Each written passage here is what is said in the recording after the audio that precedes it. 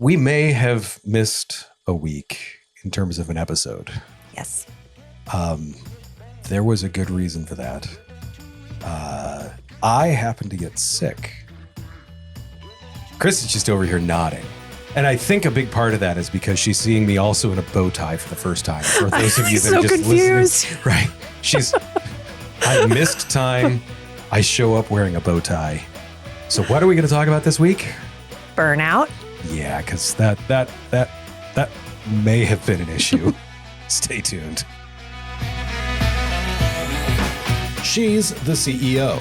He's the marketing and operations guy. If it's broken, you need The business fix. I think this is going to be a different piece for you than it is for me. Maybe. So let's talk about like my life. Obviously, we're going to dive a little bit into what the hell happened with my life and why we missed a week. Yeah. Yes, we are not invincible. We're not infallible. No. What's been going on with your life? I mean, we're done with travel season, so I'm happy with that. Yay! Now it's time to buckle up, go through the holidays, have a good time, watch our daughter apply to 22 colleges. It's great. Well, you're watching that at least. Watching you're it. Not... We're watching her get her acceptances, watching her get different award letters, the ups and the downs of this is good, this is bad. You know, it is. So she's almost getting that piece of business ownership right now. She of absolutely like is. The highs and lows of like you got accepted, but not to the program you wanted. Exactly. Or this is what we're going to offer you. It's not even close to what you probably want. So you don't have to get loans or deal with the bank of mom and dad, all those things. So yeah. Yikes. Yeah. She's almost to adulting. So it's, yeah. Yeah. Buckle up, kid. Mm-hmm. You got a lot of buckling in to do. Yeah. So I'm hoping that we're going to talk about my recent burnout. Yes.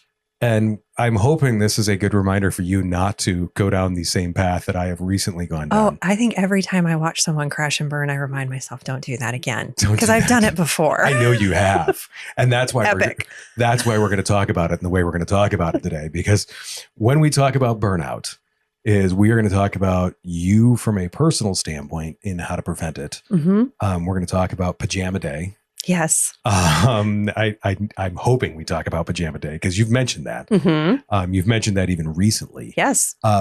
I've been pretty good overall about spotting it in employees and figuring out when that's coming.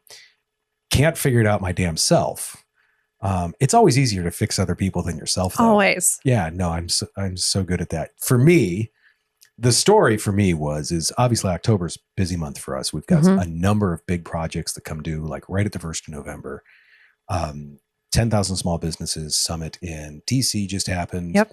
I was asked to, I was going to cancel the trip.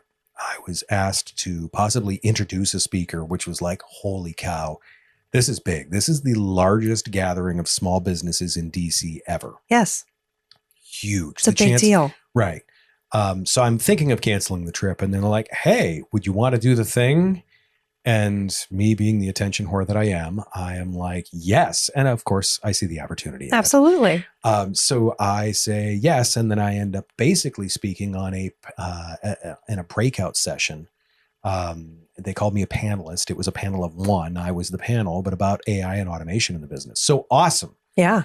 Came home, didn't feel great.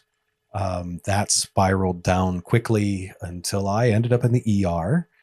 I have a very low heart rate and a very high lung capacity naturally, genetically gifted that way. And they're like, okay, so we don't think you have pneumonia, just a really bad cough. And then they x-ray my lungs and they're like, oh, you have pneumonia. Congratulations. Right. Here's your prize. Here's some more antibiotics. But yeah, so that was, I literally, I knew I was driving into a brick wall. And you did it anyway. Yeah, 100%. Well, sometimes you can't help it. And that is I knew like every year I set myself up, I don't want to say for failure in October.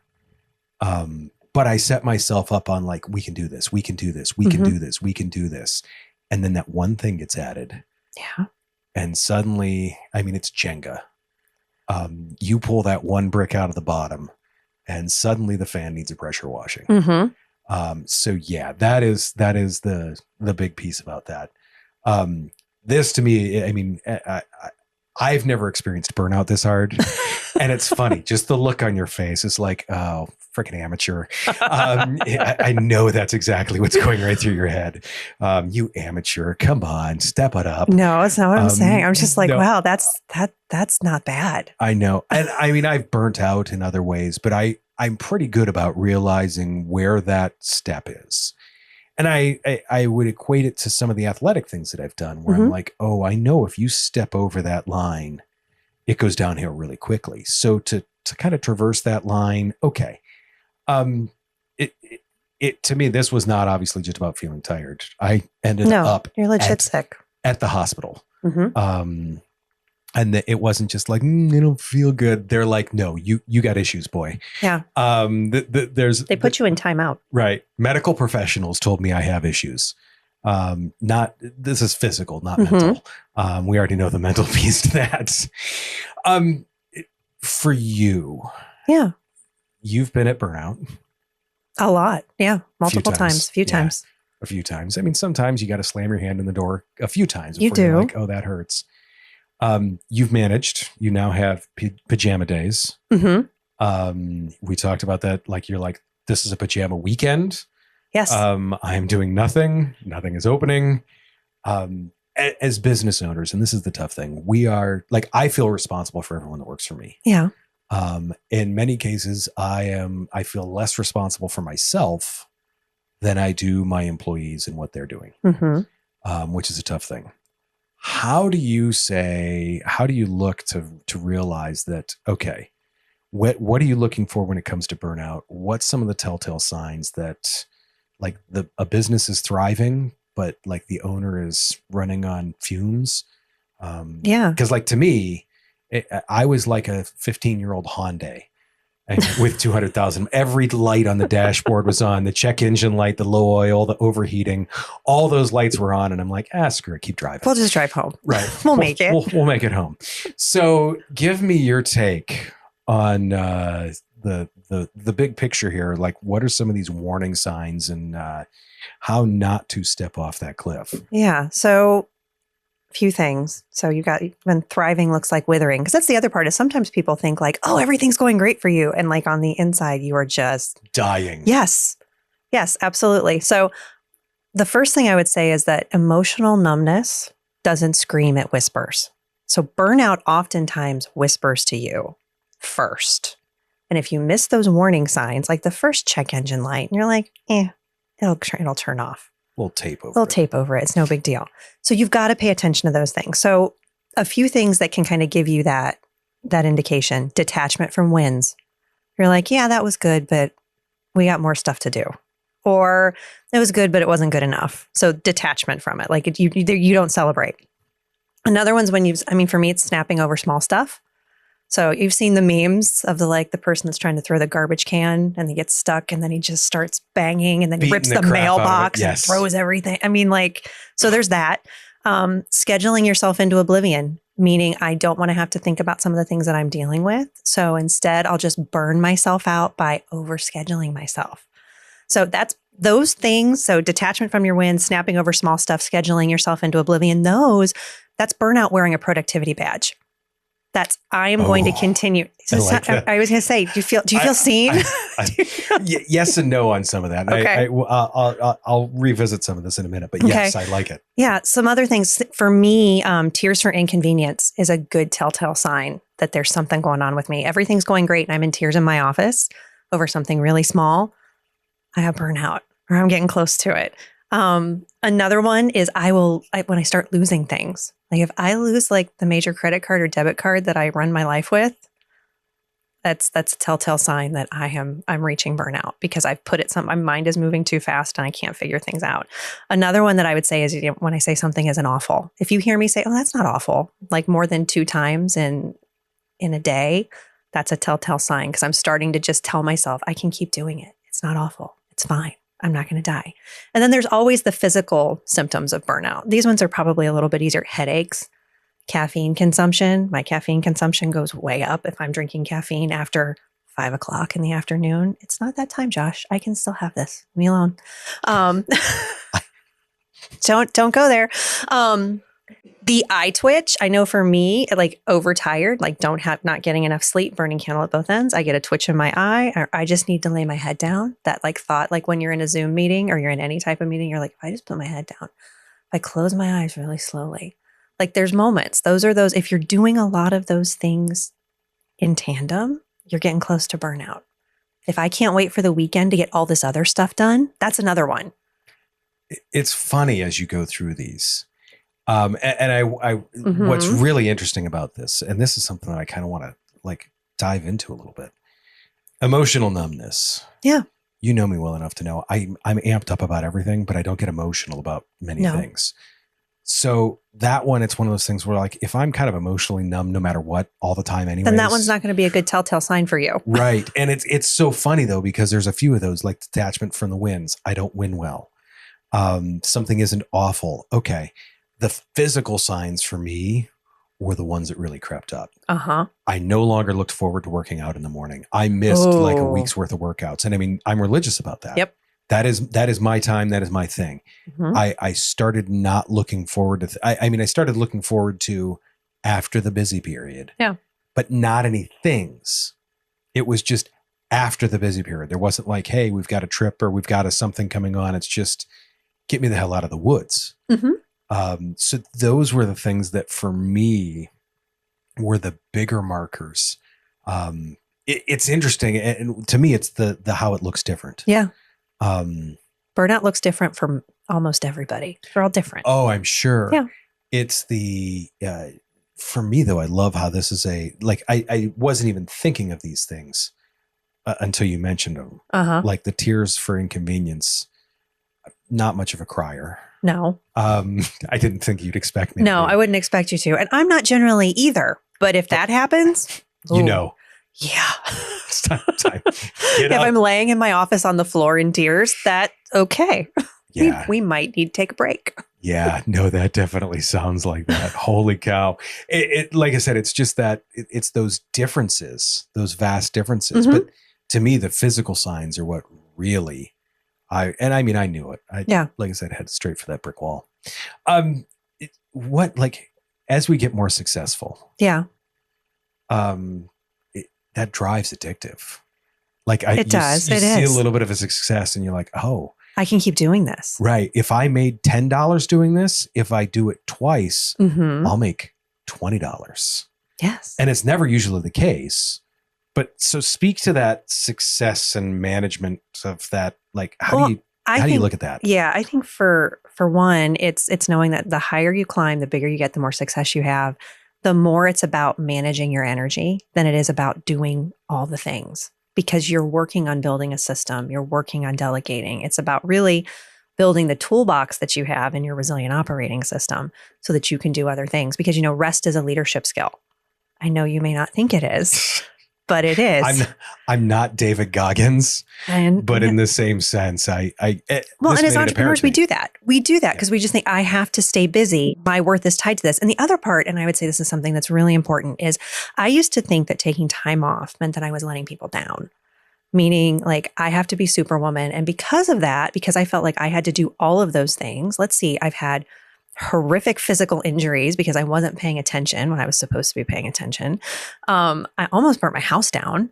I mean, it's not helpful. So now I know that when I step away and I'm modeling rest and I'm modeling how not to not be burnt out, I'm also modeling sustainability for other people. So it's really important. I mean, you understand rest is a leadership skill, and I treat routine self-care like a board meeting. I'm not going to skip it at this point because I know if I skip too many things, I'm going to wind up out for a week or 2 weeks or 3 weeks. And the ability for me to just maintain myself, do that routine maintenance like we're supposed to do on our cars, not ignore all the warning lights.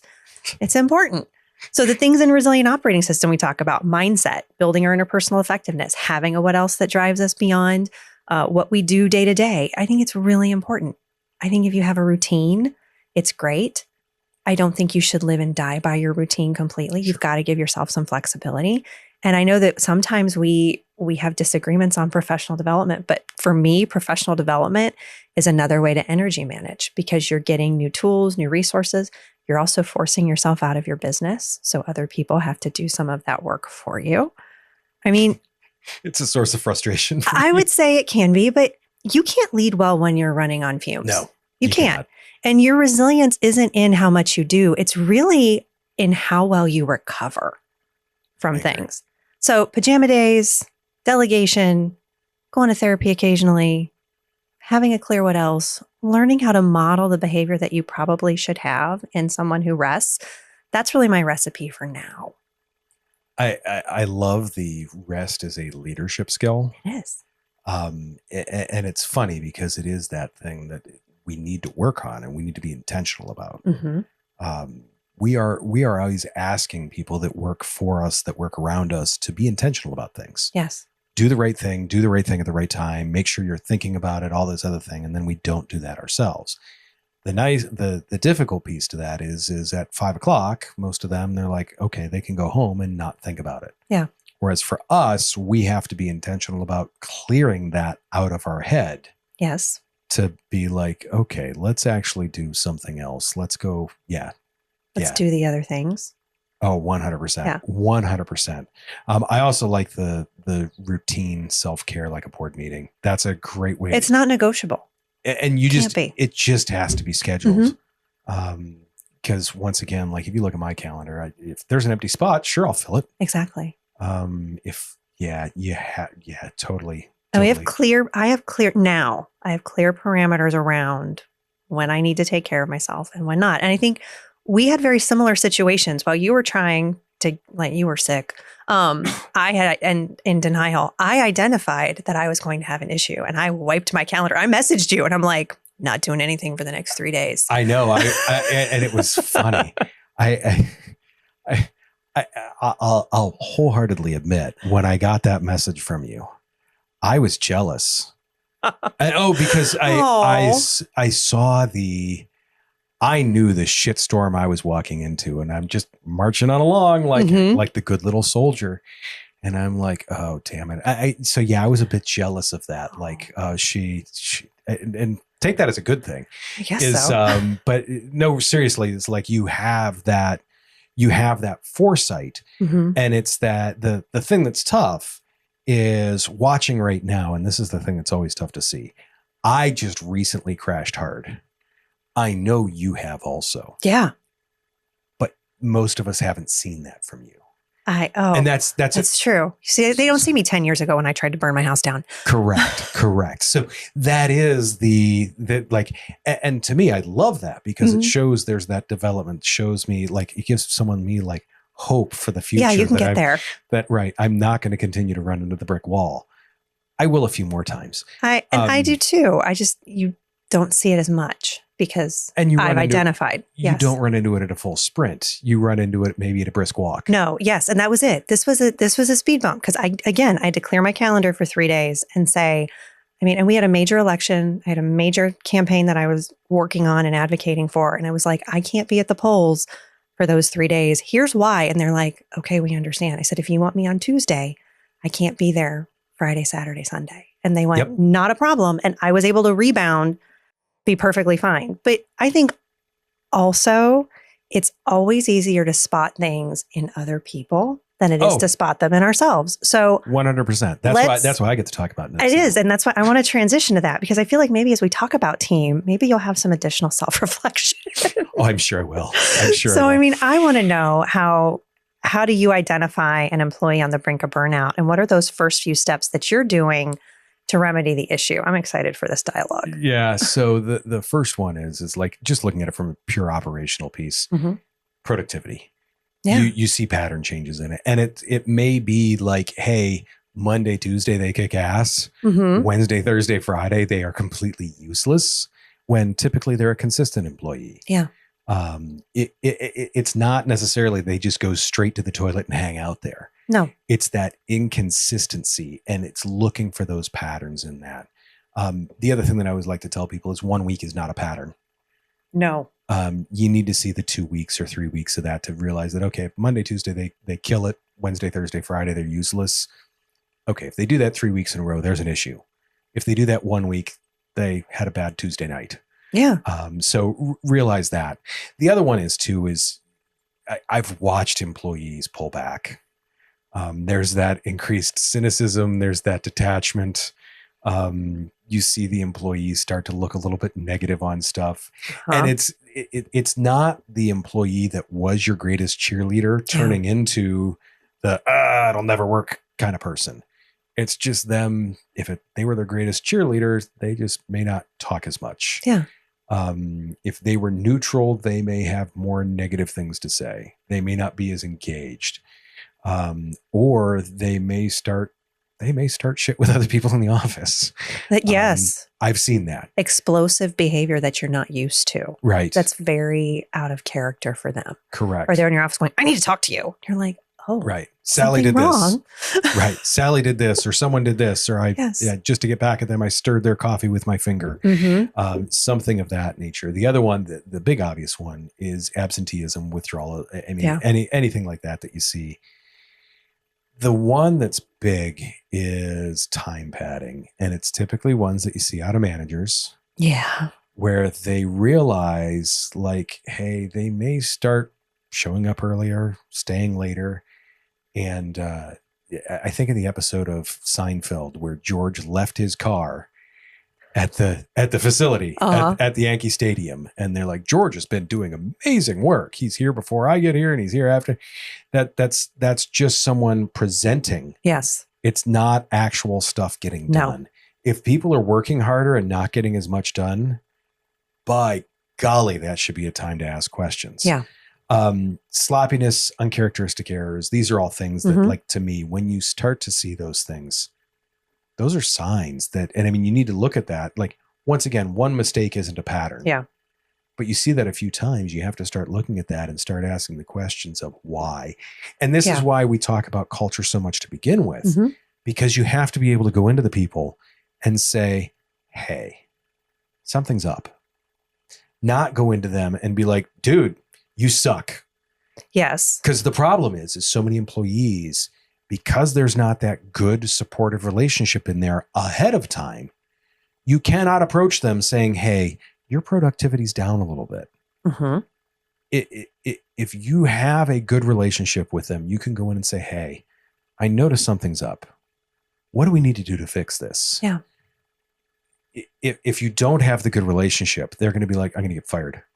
No, and strong culture, strong understanding of how your employees tick, I think is really important to ensure those conversations. The other thing I would say too is you need to be or have a good understanding as a business owner if you are contributing to their burnout.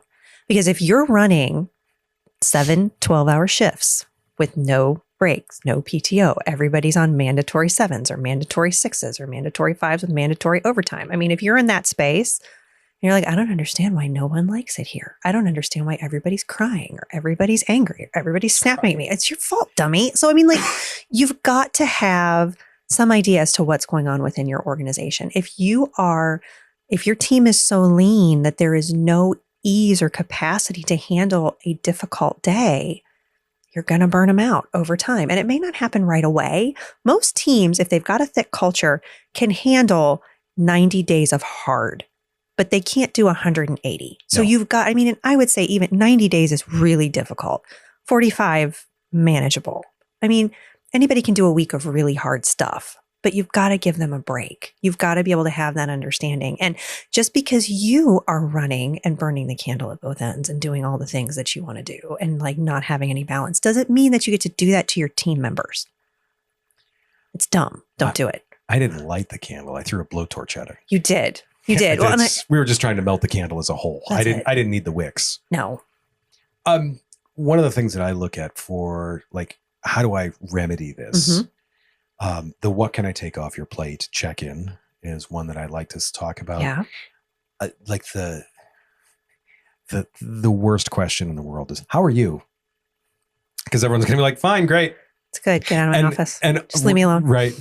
All I can think of is that meme of the dog that's drinking a beer in the bar that is on fire. Yeah, everything's fine. It's fine. It's fine. It's fine. It's all fine. Everything's fine. They're never going to tell you. No. Ask specifically about the workload. where do you feel? Do Mhm. you feel pressure from these deadlines? Do you feel like this is going to get done? What are those things? Yeah. How are we looking for this? Have a priority discussion about it then too. What needs done now? Yes. They may have 10 projects. If they've got 10 projects and they think every single one is 10 on the priority scale, Mhm. guess what? They're going to burn. Yeah. They are going to burn, baby, burn. Yeah. If they know that there's a 10 and 3 5s and a couple of 2s, not a problem. Makes it easier. The other one is get off the treadmill. I know there's always big projects coming up. Don't, as soon as someone gets done with someone just had a 3-month project, Mhm. don't be like, great, here's a 4-month project. Yeah. You have essentially moved the goalposts. And they're just never going to feel like they made any progress or got anything done. And always celebrate when they finish Oh something. gosh, yes. That's the hard. I think that's one that often managers don't do well. Is they're like, okay, on to the next project. You know what? Right. We had a 3-month project. Now we're gonna do a 4-month project. Let's have a day and celebrate.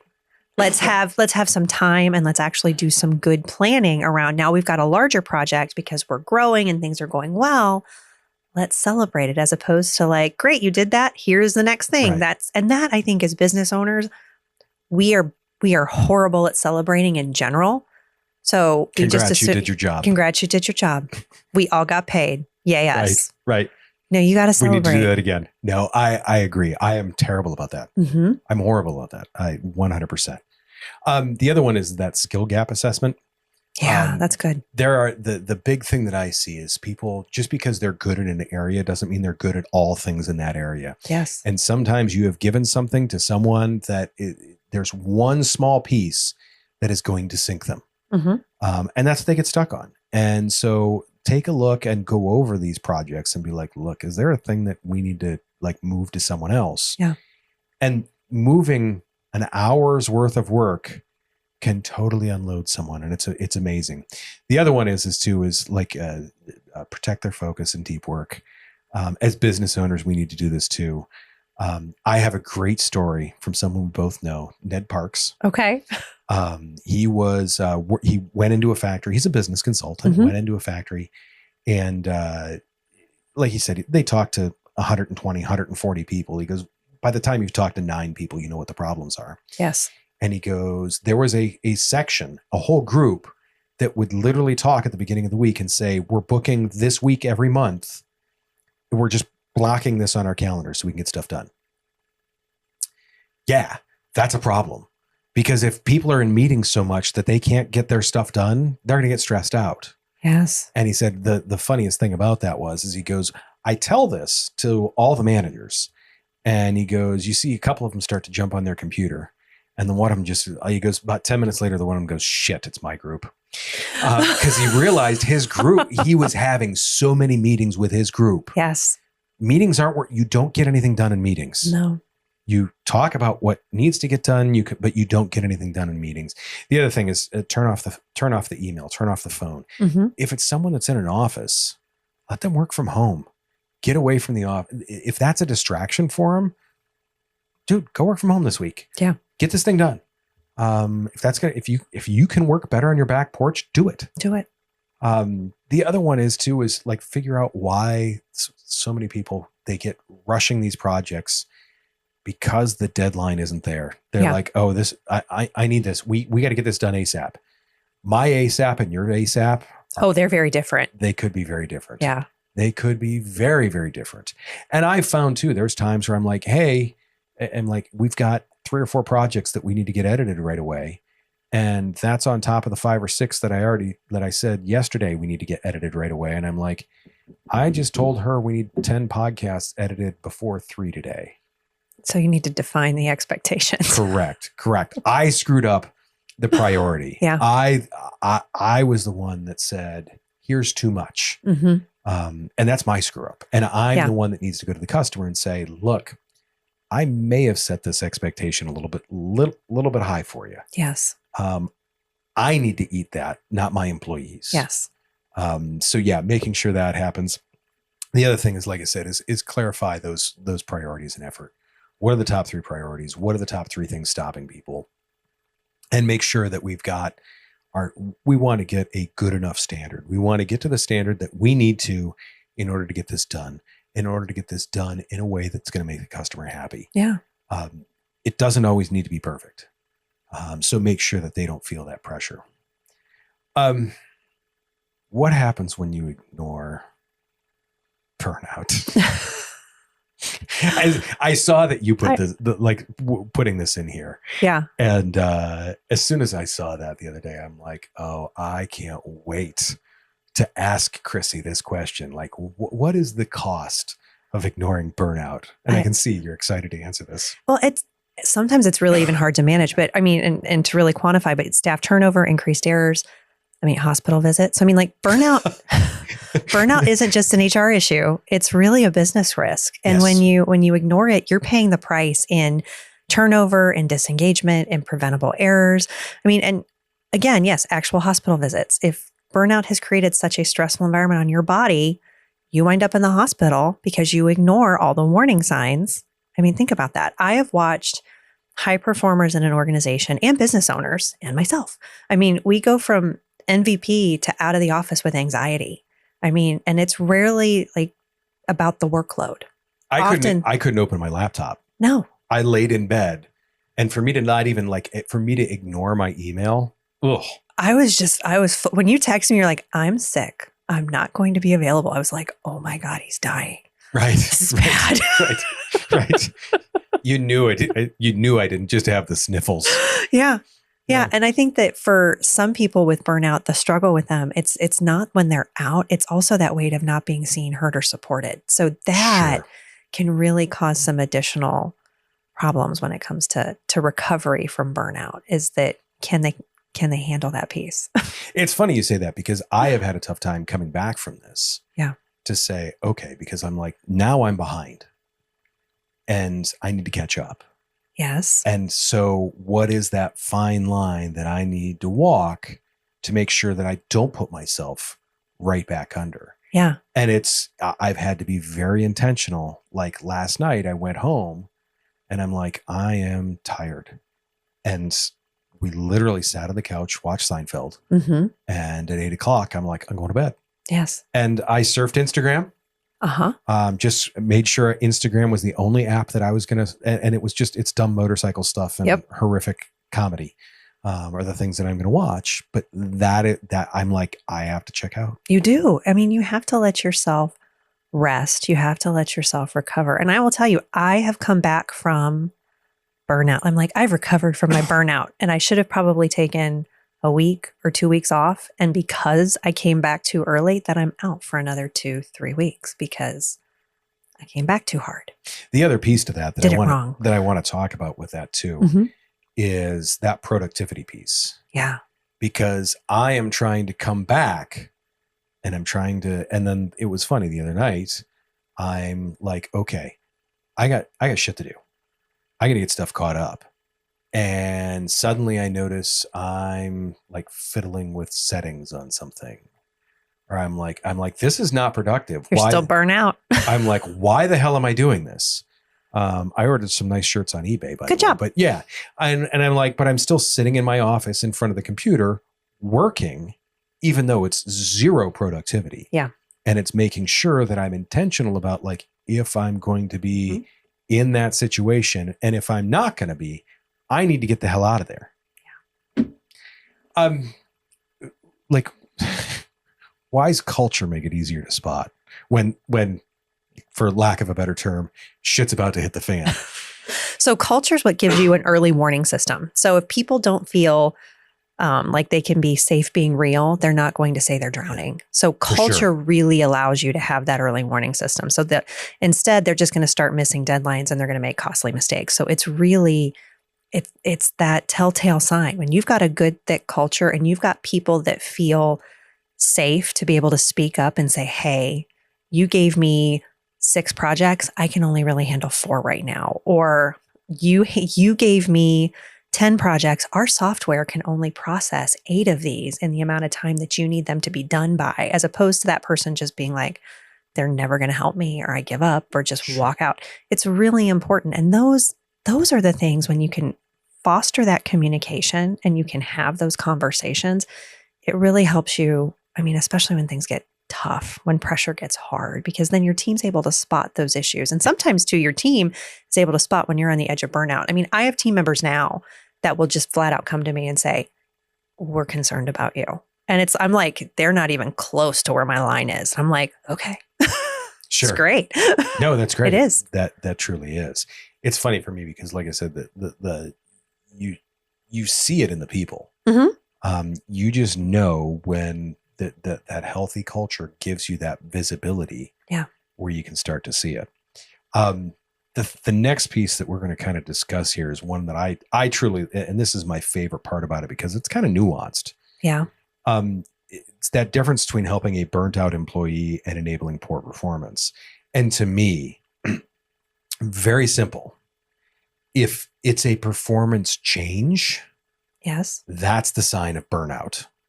Yes. If it's just been bad, mm-hmm. well, you made the wrong hire. Agree. Because, support doesn't mean rescuing. No. When someone's burnout, helping them, it might mean time off.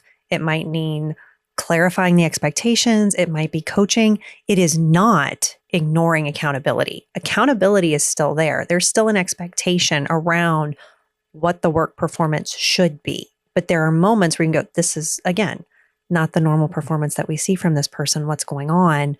What is causing it? And I think that, enabling. Asking the question. Yep. Asking the question. Yes. What is the cause of this? Yes. Because enabling looks like excusing performance without getting to the root. Helping means addressing both the person and the pattern. So, I don't coddle my team. I don't. I wouldn't expect you No, to. anyone, but I do care enough to coach them through anything. Yes. So that's what's really important. The other piece to that is, and this is another one that I was excited to talk about, we have highlighted sustainable output over relentless, unsustainable effort. And it's funny because I was just talking with Kim about this the other day. From my personal perspective, mm-hmm. I run at 11. Yeah, me too. When I take a break, I run at 10.6. Yes. That is where I run. Yes. Kim she can run at 9 mm-hmm. for a couple of days. And then she's going to have a couple of days at 2. Yeah. It's figuring out that type of effort that people can put out. Yes. And what works. And there's an ebb and a flow to it. If someone runs at 9, they probably need to come back at 2 for a little while to recover.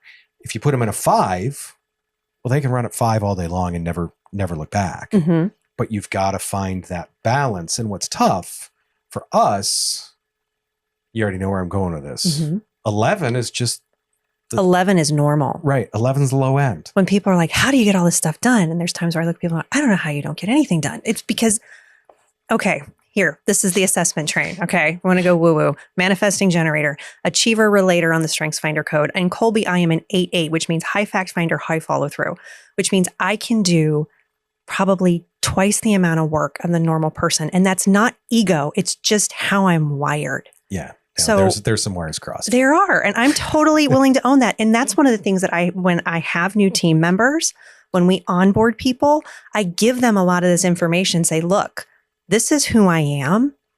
I work very hard to be manageable to other people. I have a lot of things going on in part, so I don't exhaust everybody else around me.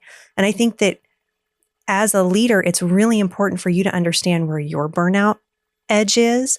And also understand that the majority of your team members, probably all of them, are not going to hold a candle to where you are in your burnout scale on your burnout meter. And I will say this too, and I think this is probably more important for people in middle management than it is necessarily for the business owner. But we have got to stop clapping for the last person that leaves the office. I wholeheartedly agree with that one. To me, I've got a piece on this. Salary is awful in today's world because it is just get everything, all the things done. And it is another way, in so many ways, it has been exploited from my perspective as to just get more blood from the stone. It should be get your stuff done, get the hell out of here. Mm-hmm. 3 o'clock, awesome. Go home. Yeah. Uh, It's totally fine. Or you want to Yes. come in later. That's okay. I mean, I think productivity at the expense of people isn't sustainable. It is. We can't do it. It is not. And they've pushed so hard on that. Yes. And I mean, this goes back to that Jack Welch culture. Right. Oh, I knew as soon as I said that, I was going to get a visceral reaction from you on it. No. It is that just constant pushing. Yeah. You can't do that. You get so much more from people Mm-hmm. when you show them that, hey, here's the goalpost, get to that goalpost, and you're done. Exactly. And make it an attainable goalpost. Don't make it a 175-yard field. No. It's a 100-yard field. And stop moving the goalposts for everybody. Correct. It's got to have a stopping point. I think we celebrate team members who deliver consistent and healthy output. It's not always about time. I mean, Correct. and the reverse, I was having a conversation with Julie in our office today, and she was talking about, when she first got to our organization, it was like she could tell everybody leaves at 5. She's like, but I have one thing I want to finish. It's going to take me 10 minutes. And they're like, no, you got to go now. As opposed to, let's have dialogue. If somebody's there for an extra 5 minutes because they're laughing with a colleague, don't rush them out of the office. It's okay to have balance. If people need to come in a little bit later because they've got to get their kids on the bus, that's fine. What are the expectations? How do we continue to move forward? I have a hilarious story about that. When I was at the truck dealership. Okay. I'm an executive. I was required to be there from 8 to 5. Like at 5 o'clock, we were literally lined up at the door. Yeah. I'm an executive lined up at the door to leave at 5 because there was zero flexibility in anything. And right. Yeah. Right. I mean, if you're going to if the owner would scream if you got there at 8:03. Right. Right. So if you're going to scream at me for being 3 minutes late, well, I sure as hell am not going to stay 3 minutes late at night. So if it's 5:30 and I've got something that's going to take me 35 minutes to get done, or if it's 4:30 and it's going to take me 35 minutes to get done, guess what? Not doing it. Yeah. It's funny how that culture changes that. To wrap this all up. Yeah. And so I can go take a nap and recover. A couple of clear, actionable takeaways for the business owner, the middle manager, anyone who wants to make their business more resilient. Yeah. So I knew that would get you to smile. I love resilient.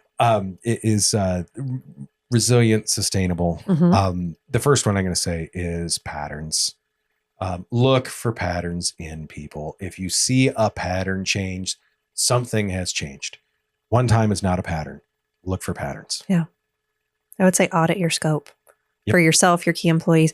You do not have to do it all to lead it all. But I like it. No.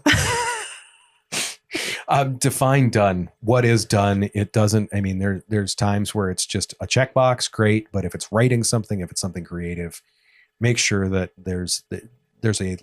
you have an established level of polish that it needs to get to where you can say, yep, we're good. Yeah. And we're going to celebrate sustainability, not survival. Oh God, yes. Stop clapping for that last person to leave the office. Yep. The other thing is model what you want to see. Mm-hmm. This is the tougher one in some cases. Because we want to make sure that we are doing things correctly, but we are addictive. We're addicts to our business and stuff like that. So make sure we handle it the right way. And really listen and watch for the warning signs and don't freaking ignore them, Josh. I listened, I watched, and like I said, every dashboard light was lit up and I'm like, floor it. We go anyway. Floor it. Single most effective boundary you've put in that said, hey, I'm not going to go down in a blaze of glory. That was reclaiming my after hours time. Nice. So started with no phone at dinner with our kids. And then it went also to, I am generally only out one night per week during the week. You said that a few episodes ago. Yeah. It's a big deal. I've recently put that in. Good job. Yeah. Yep. Yeah. Okay. For you, what's the quickest system you can implement tomorrow to reduce task pressure on an overworked team member? Time. Spend 15 minutes and just talk to your people. Ask them things. Something. has a date that you can put off. Mm. But you don't know that until you sit down and have an honest and open conversation. We don't stress those. No, those not at all. sweaty 10-minute conversations. No, they're great. That's to everyone out there that is wanting to take control of their health and protect their teams and their next year's healthcare budget, because I believe I just upped ours. Yeah. Is good job. Yeah. Thank you for joining us. Chrissy, this once again has been educational. You have been there, done that, and it's always interesting to hear your perspective on it.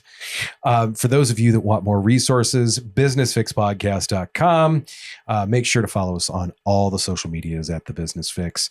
A review, a subscription go a long way in helping us help other business owners. If you know a business owner that's going through this, please tag them. We would love to help someone else not hit the wall at 700 miles an hour. You lit up when we said the word resiliency. Yes. That is what we're talking about next week. I fully expect to stay quiet in this seat and just have Chrissy rip her face in half from smiling so much. So excited. I know you are. To everyone out there, thank you very much. Do me a favor. Take care of yourself so you don't end up like me. If you can, take care of someone else. We will see you very, very soon.